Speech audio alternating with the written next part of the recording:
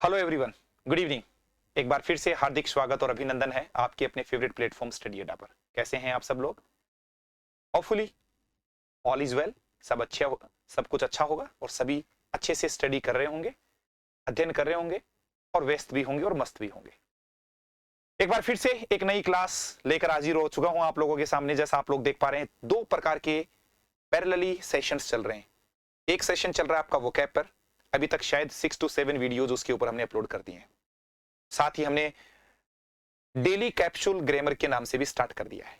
और जैसा आप लोग देख पा रहे हैं, parts of speech daily capsule 02 वो ऑल गवर्नमेंट एग्जामिनेशंस। आज आपको दूसरी क्लास में बताएंगे कि पार्ट्स ऑफ स्पीच होता क्या है। शायद मैंने पहली क्लास में आपको इंट्रोडक्शन बता दिया था, आज बताऊंगा कि पार्ट्स ऑफ स्पीच का नंबर कितना होता है। ये देखो, जो नए स्टूडेंट्स हैं वो सब्सक्राइब जरूर कर लेना और अपने फ्रेंड्स रिलेटिव्स तक ज्यादा ज्यादा पहुंचाया करो, फेसबुक पर डाला करो और रही बात आपके व्हाट्सएप के स्टेटस पर भी डाला करो। दोस्तों, यही तो एक मोटिवेशन का जरिया है। जितने स्टूडेंट्स यहां पर वॉच करते हैं, जितने व्यूज बढ़ते हैं, उतना ही टीचर का मनोबल बढ़ता है। कई बार आप कहते हो कि सर रेगुलर क्यों नहीं हो पाता, तो कहीं ना कहीं समस्या आता है, वो मोटिवेशन की कमी हो जाती है। तो मेरे मोटिवेशन को आप बरकरार रखिए। चलिए शुरू करते हैं। Parts of speech, last session में आपको बताया गया था कि पार्ट्स ऑफ स्पीच होता क्या है। पार्ट्स ऑफ स्पीच में अपन वर्ड्स का स्टडी करते हैं। Words are studied in the parts of speech. कौन सा शब्द, कौन सा वर्ड सेंटेंस में क्या फंक्शन करता है मित्रों, इसी का नाम द पार्ट्स ऑफ स्पीच होता है। राम ईट्स मैंगोस, इसमें Ram is a noun, Yeats verb है, मैंगोस भी नाउन है। कौन सा शब्द वाक्य में क्या कार्य करता है, इसी का नाम क्या है, द पार्ट्स ऑफ स्पीच होता है। याद रखिए, एक सेंटेंस कई शब्दों से मिलकर बना हुआ होता है। कौन सा शब्द वाक्य में क्या कार्य करता है, इसी का नाम क्या है, द पार्ट्स ऑफ स्पीच है मित्रों। अब बात आ गई पार्ट्स ऑफ स्पीच का नंबर, कितनी होती है पार्ट्स ऑफ स्पीच की संख्या। मैं एक बार आपसे जानना चाहूंगा, लेटेस्ट पैटर्न के अकॉर्डिंग मुझे बताइएगा कि पार्ट्स ऑफ स्पीच का नंबर कितना होता है। शायद आप जवाब नहीं दे पाओ। हाँ, कोई 8 का जवाब देगा, कोई 9 का जवाब देगा, कोई 7 भी बता रहा है, ऐसा नहीं। सुनिए जरा, जब भी मैं पार्ट्स ऑफ स्पीच के नंबर की बात करता हूं मित्रों, हम लोग देख पाते हैं, यदि मैं बात करूं ओल्ड ग्रामर के अनुसार, ओल्ड या ट्रेडिशनल ग्रामर, ओल्ड या ट्रेडिशनल ग्रामर की यदि मैं बात करूं, दो प्रकार का ग्रामर होता है, आप जानते हो। एक ओल्ड या ट्रेडिशनल ग्रामर होता है और एक होता है आपका मॉडर्न ग्रामर।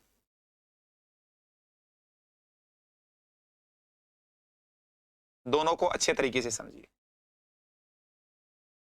एक ओल्ड इंग्लिश ग्रामर है और एक मॉडर्न ग्रामर है। ओल्ड के अकॉर्डिंग दोस्तों, आपका पार्ट्स ऑफ स्पीच का जो नंबर है वो 8 है और मॉडर्न के अकॉर्डिंग 9 है। आप बोलेंगे क्या मॉडर्न में एक नया टॉपिक और पैदा हो गया है क्या? नहीं, ऐसा कुछ नहीं है। हाँ, इसका पीडीएफ आदि पाने के लिए आपको टेलीग्राम चैनल ज्वाइन करना पड़ेगा मित्रों। लिंक जो है वो डिस्क्रिप्शन में आपको मिल जाएगा। From there you can just join our Telegram channel too. आप टेलीग्राम चैनल को भी ज्वाइन कर सकते हैं, वहां पर सभी प्रकार की इंफॉर्मेशन आपको मिल जाएंगी।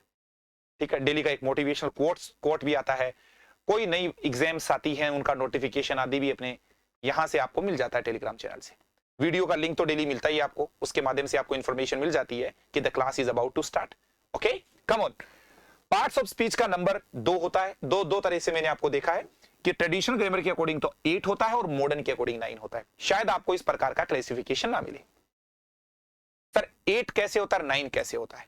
बस let me tell you the 8 parts of speech according to the old English grammar, जिसका दूसरा नाम ट्रेडिशनल ग्रामर है। इसके अकॉर्डिंग मैं आपको बताता हूं कि पार्ट्स ऑफ स्पीच का नंबर 8 कैसे होता है। Come on. सबसे पहले आपने देखा है नाउन, ये रहा नाउन, जिसको आपने आज तक संज्ञा बोला है। Got it? The next is pronoun, दूसरा चैप्टर है प्रोनाउन, जिसको आपने सर्वनाम बोला है। नाउन है, प्रोनाउन है। The third one is here adjective. Adjective नहीं है, एडजेक्टिव है, एक दिन डिस्कशन में लेंगे इन चीजों को भी। विशेषण। The fourth one is here adverb, इसको आप बोलेंगे क्रिया विशेषण।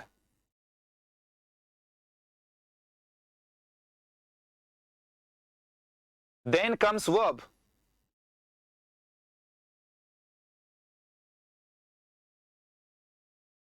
इसके बाद में आएगा प्रेपोजिशन,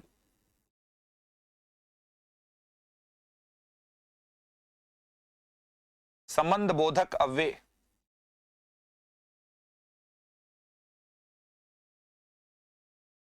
प्रेपोजिशन, देन आएगा आपका कंजंक्शन, संयोजक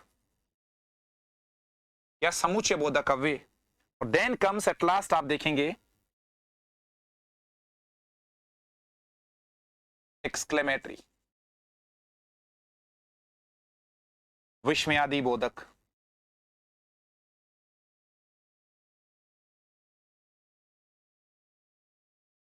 विस्मयादि बोधक अव्यय इस प्रकार से देखा है। Noun, pronoun, adjective, adverb, verb, preposition, conjunction, interjection, ठीक है, इस प्रकार के वर्ड्स आगे, sorry interjection, really sorry, interjection,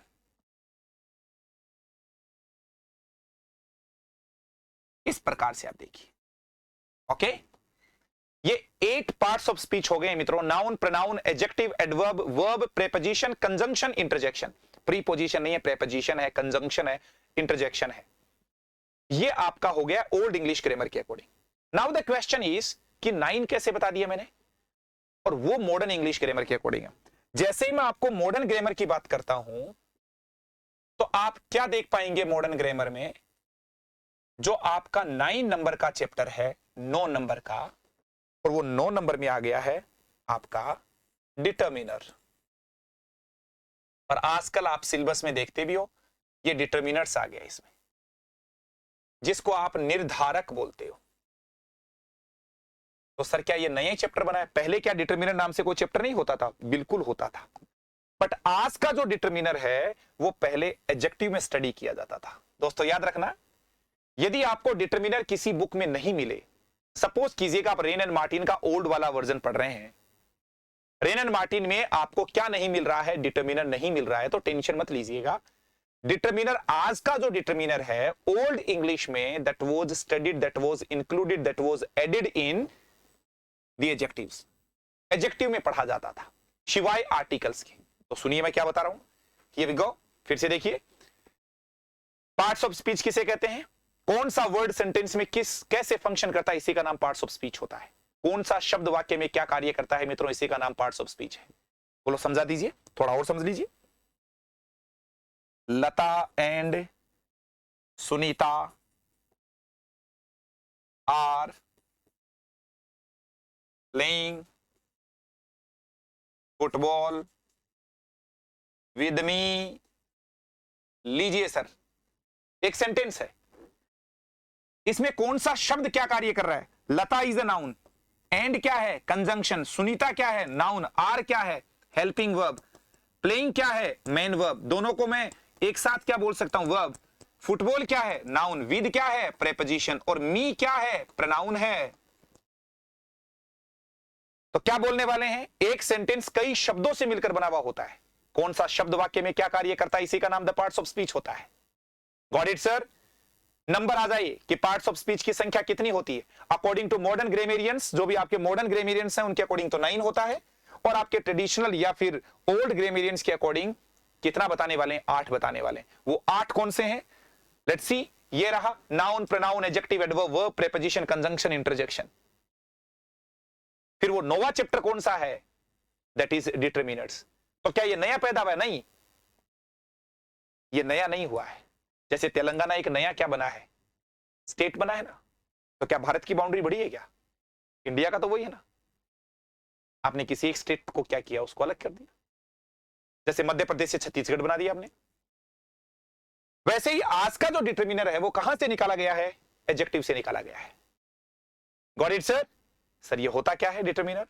जानने के लिए अगले एपिसोड देखिए, उसमें बताऊंगा डिटर्मिनर्स क्या है, नाउन क्या है, प्रोनाउन क्या है, एडजेक्टिव क्या है, एडवर्ब क्या है, वर्ब क्या है, प्रेपोजिशन क्या है, इंटरजेक्शन क्या है।